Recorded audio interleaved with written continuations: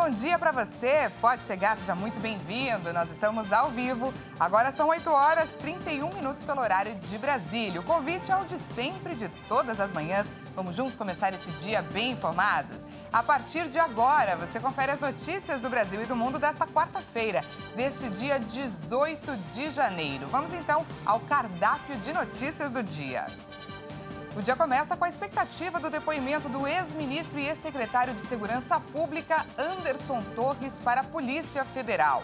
Primeira parcela do benefício do programa, ainda chamado de Bolsa Família, em 2023, começa a ser paga hoje. Nos destaques internacionais, queda de helicóptero mata ministro do interior da Ucrânia e outras 17 pessoas. Ainda não se sabe se foi um ataque ou um acidente.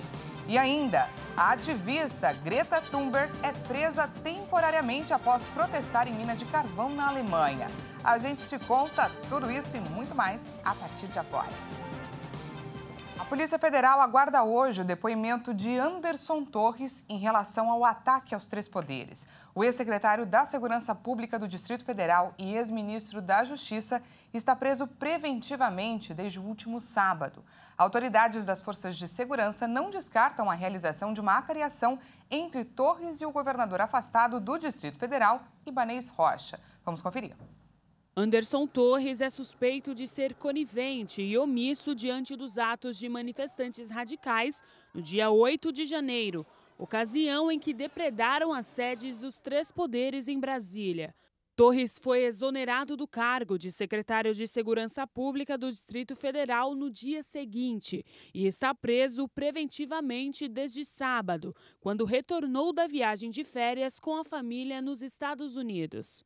A Procuradoria-Geral da República afirmou que há indícios graves da atuação criminosa e elencou uma série de fatos apontando para uma aparente omissão, supostamente dolosa, intencional, das autoridades públicas e das forças policiais. O mandado de prisão preventiva contra Torres foi decretado pelo ministro Alexandre de Moraes, do Supremo Tribunal Federal. Logo após ter sido exonerado do cargo de secretário de Segurança, Anderson Torres publicou um pronunciamento pelo Twitter, dizendo que foi surpreendido pelas lamentáveis cenas em Brasília durante o seu segundo dia de férias. A Polícia Federal também encontrou na casa de Anderson Torres uma minuta para um decreto que tinha o objetivo de alterar o resultado das eleições presidenciais. Em sua defesa, o ex-ministro ressaltou que havia na casa dele uma pilha de documentos para descarte, onde muito provavelmente o material descrito na reportagem foi encontrado.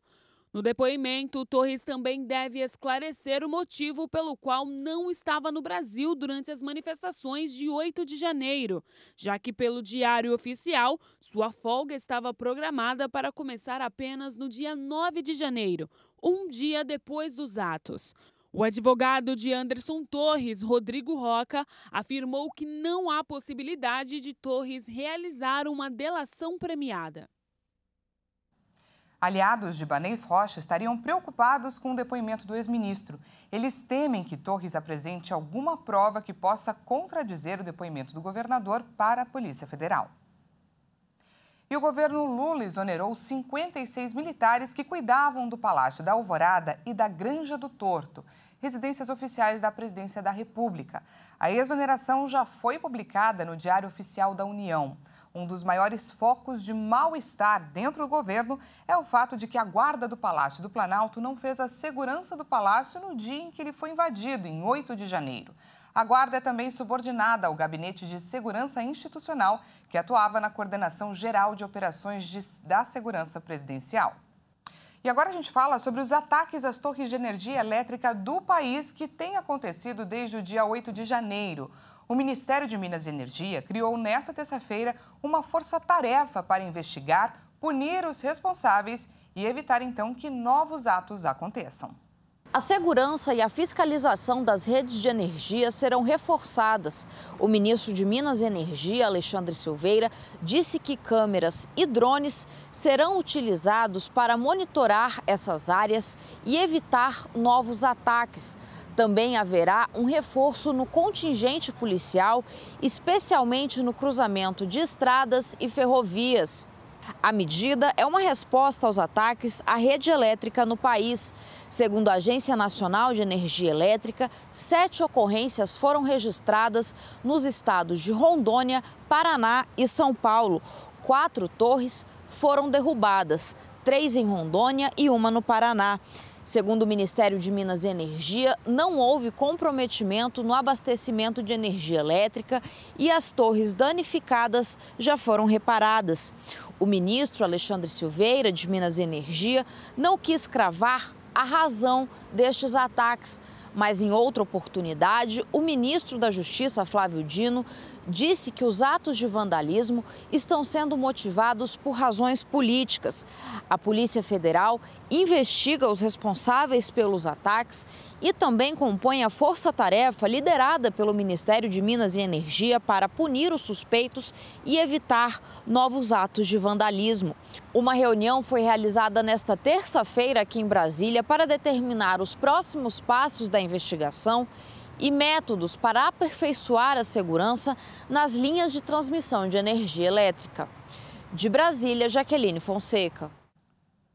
E durante o Fórum Econômico Mundial, que acontece nessa semana em Davos, na Suíça, o ministro da Fazenda, Fernando Haddad, disse que o governo pretende zerar o saldo negativo das contas públicas no prazo de 2 anos.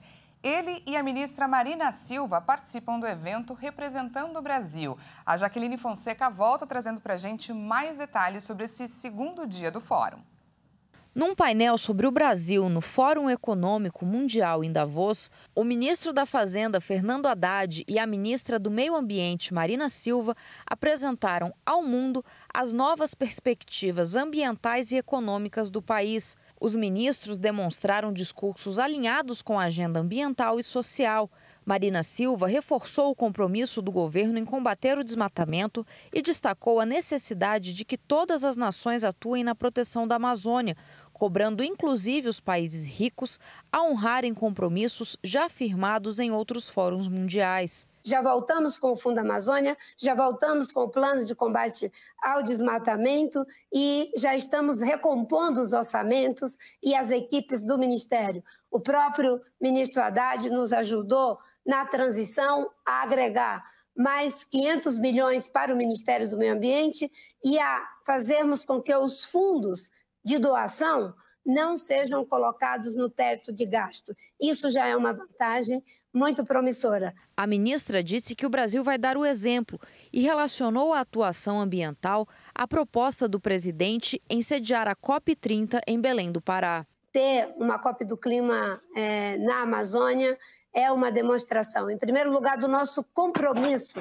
do nosso continente, do nosso país com a proteção desse bioma tão importante para o mundo, mas particularmente para dizer que a responsabilidade de preservá-la não é só nossa, não é? Precisamos de parceria, precisamos de cooperação tecnológica, mas precisamos, sobretudo, de que o mundo também faça a sua parte. O ministro da Fazenda, Fernando Haddad, falou do cenário econômico brasileiro e disse que o país vai crescer acima da média mundial.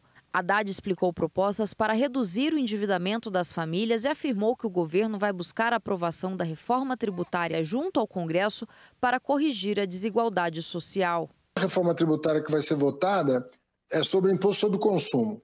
Mas no segundo semestre, nós queremos voltar a uma reforma tributária sobre a renda, para desonerar as camadas mais pobres do imposto e para onerar quem hoje não paga imposto. Tem muita gente no Brasil hoje que não paga imposto, né? Então nós vamos reequilibrar o sistema tributário brasileiro para melhorar a distribuição de renda no Brasil. Além das agendas do Fórum Mundial, o ministro da Fazenda, Fernando Haddad, tem se reunido com líderes mundiais e governos interessados em concessões e parcerias público-privadas aqui no Brasil. Entre esses encontros, houve uma reunião com o governo saudita. O ministro afirmou que participantes do fórum e demais autoridades com quem conversou demonstraram preocupação com relação à invasão à sede dos três poderes. Me surpreendeu o grau de preocupação. Eles estão muito chocados com o que aconteceu e, de certa maneira, aliviados pelo fato da resposta ter sido pronta e consistente. Uma das razões pelas quais eu vim para cá com a Marina Silva foi justamente tranquilizar a comunidade internacional de que o Brasil está funcionando, voltou para o jogo democrático, né, e está pensando, voltou a pensar grande, voltou à mesa das grandes nações que buscam desenvolvimento com justiça social e liberdades civis e políticas. Começa hoje a primeira rodada de pagamentos do governo pelo programa social ainda chamado de Auxílio Brasil. O governo federal pretende beneficiar quase 22 milhões de famílias com um investimento de mais de 13 bilhões de reais. O calendário de pagamento do Programa de Transferência de Renda do Governo Federal começa com um grupo de beneficiários que tem o número de identificação social com final 1. Os pagamentos devem ser feitos ao longo deste mês e de acordo com o último dígito do NIS impresso no cartão de cada titular. O valor mínimo repassado às famílias é de R$ 600. O benefício ainda não vai contar com R$ 150 a mais por criança de 0 a 6 anos de idade prometidos pelo presidente Lula e por isso ainda não é chamado de Bolsa Família pelo governo.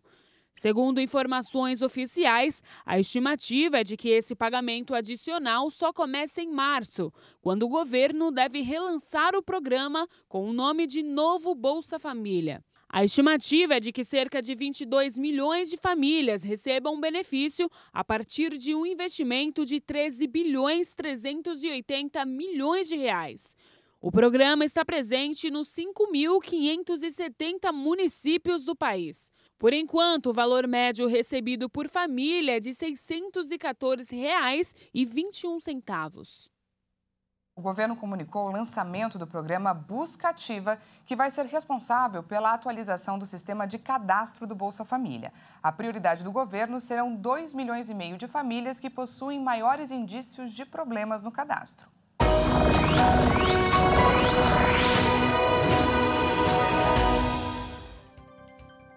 E agora vamos conferir como fica o tempo nessa quarta-feira. O dia promete ser de calor e chuva em diversas regiões do país. O alerta de temporal se estende pela faixa que liga o norte ao nordeste e também para partes do sudeste até o sul, do Paraná até Santa Catarina. Vamos conferir juntos, então, como fica o tempo em algumas regiões do país. Começamos aí por Florianópolis, Santa Catarina. O dia por lá será de calor com chuva a qualquer hora. A máxima chega aos 27 graus. E por falar de calor, vamos falar, é claro, do Rio de Janeiro. O dia também será de temperaturas altas por lá, com pancadas de chuva pela tarde e à noite. A máxima pode chegar aos 35 graus, mas isso só nos termômetros, porque a sensação térmica pode ser aí de muito mais. Para finalizar, falamos de São Paulo. Vamos juntos espiar o céu aqui na capital paulista. Olha só, parece até quadro, né? Tá azulzinho, algumas nuvens passando, cara de dia quente, não? Menos do que o Rio de Janeiro, mas também com pancadas de chuva pela tarde e à noite. A máxima chega aos 30 graus, um calorão por aqui. Veja a seguir, queda de helicóptero mata ministro do interior da Ucrânia e outras dezenas de pessoas. Ainda não se sabe se foi um ataque ou um acidente.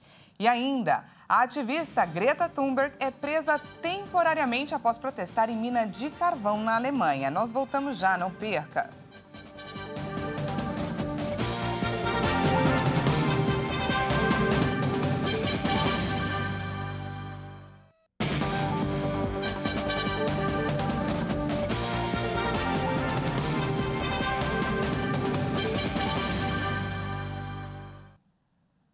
Seja bem-vindo mais uma vez, estamos de volta ao vivo, agora 8 horas 48 minutos pelo horário de Brasília.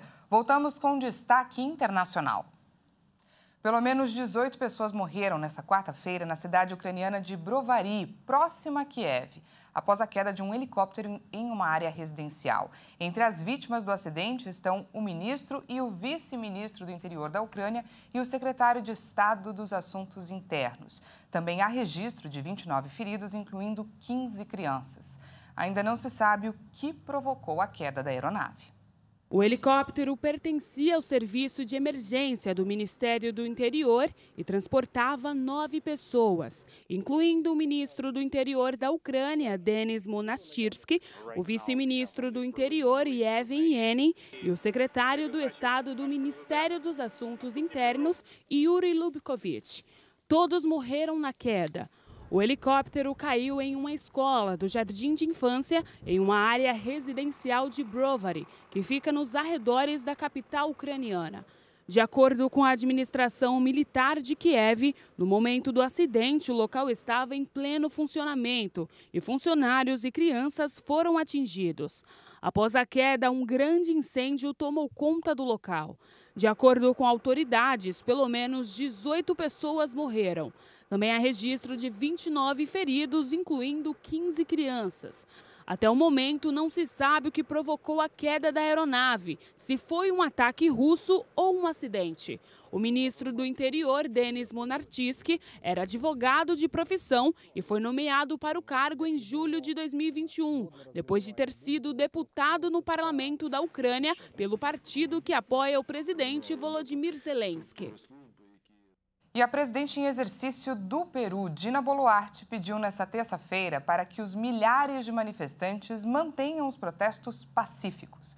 Grupos de várias regiões do país se dirigem para a capital Lima em uma das maiores concentrações contra o governo. Sabemos que querem tomar Lima. Sabemos que eles querem tomar Lima nos dias 18 e 19. E eu os conclamo a tomar Lima sim, mas em paz, com calma. Esperarei na casa do governo para poder falar sobre as agendas sociais que eles têm, porque vocês bem sabem que a agenda política que eles estão apresentando é inviável a partir do executivo. A agenda política que estão planteando é inviável desde o executivo. A plataforma de reivindicações dos manifestantes é essencialmente política: renúncia da presidente, eleições imediatas e a criação de uma Assembleia Constituinte. O governo já rejeitou todas essas demandas. Os primeiros a chegar a Lima foram agricultores da cidade de Andahuaylas, que viajaram em caminhões e carros nesta madrugada e se concentravam na praça Manco Cápac. Os bloqueios de rodovias continuavam pautando o ritmo dos protestos. Nesta terça-feira, amanheceram interditados por piquetes 94 trechos de rodovias em 8 das 25 regiões. A promotoria da Guatemala anunciou a intenção de levar à justiça o ministro da Defesa da Colômbia, Iván Velásquez, por supostas ações ilegais quando ele atuou como chefe de uma missão antimáfias da ONU. O presidente colombiano Gustavo Petro defendeu o titular da pasta e convocou a embaixada na Guatemala para a consulta. O funcionário é acusado de endossar, supostamente de forma irregular, os acordos de testemunha protegida de 3 ex-executivos brasileiros no caso de suborno da construtora Odebrecht, que agora se chama Novonor. Velásquez liderou de 2013 até seu fechamento em 2019 a Comissão Internacional contra a Impunidade na Guatemala, entidade vinculada à ONU que, junto com o Ministério Público, revelou vários escândalos de corrupção no país. A Promotoria Especial contra a Impunidade tomará as medidas legais correspondentes para que o ex-comissário da Comissão Internacional contra a Impunidade na Guatemala, Iván Velásquez Gomes, e a ex-funcionária Luiz Adriana Camargo Garzón sejam responsabilizados por seus atos ilegais, arbitrários e abusivos. Velásquez rejeitou a acusação em um comunicado, dizendo que não foi notificado de qualquer pedido das autoridades guatemaltecas. O presidente colombiano Gustavo Petro saiu em defesa do ministro da Defesa e chamou a embaixadora na Guatemala, Victoria González, para consulta.